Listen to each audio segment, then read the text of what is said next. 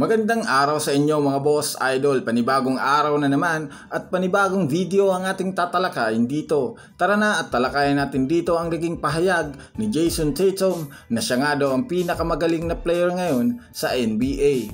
Sang-ayon ka nga ba sa sinabi niyang ito o sadyang nagbibigay lamang ito ng yabang dahil sila nga ang best team ngayon sa East?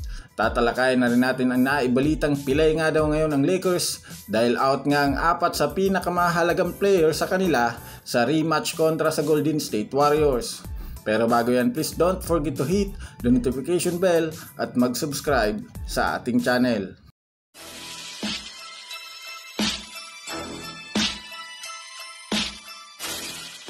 Tara na mga boss idol at unahin natin yun ang balita kay Jayson Tatum. Base nga sa naging interview noong nakaraang araw ni Malika Andrews ng ESPN kay Jayson Tatum, mismong galing nga sa kanyang bibig na siya nga daw ang best player ngayon sa NBA kapag tumutungtong ito sa loob ng court.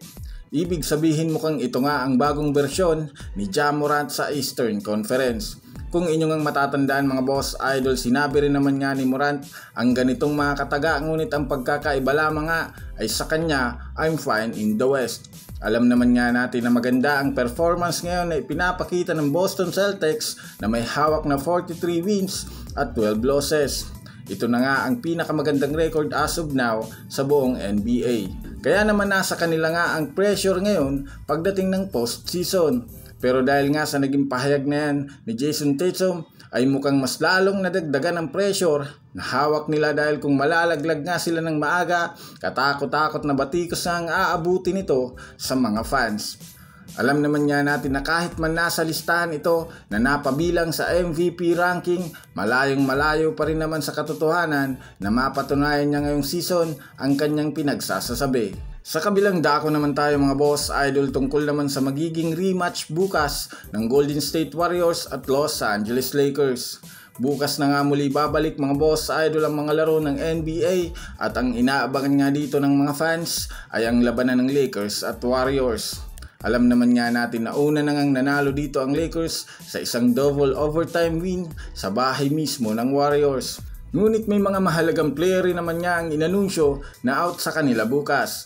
Ito nga ay si LeBron James dahil sa kanyang injury sa kanyang paa. Sinabayan rin naman nga ito ng hindi paglalaro ni Christian Wood at pagiging out nito ng halos 2 linggo dahil sa injury sa tuhod. Kaya naman literal pilay ang lineup nila bukas kontra sa Warriors. Pero guess what mga boss idol, hindi na rin naman nga tayo dapat pang magulat kung sakaling manalo dito ang Lakers dahil maganda nga ang performance ng team kahit hindi naglalaro si LeBron. Gaya nga ng nangyaring laban nila kontra sa Utah Jazz, mukhang si Rui Hachimura pa rin naman niya ang hahalili sa kanya at kukuha ng trabaho sa perimeter.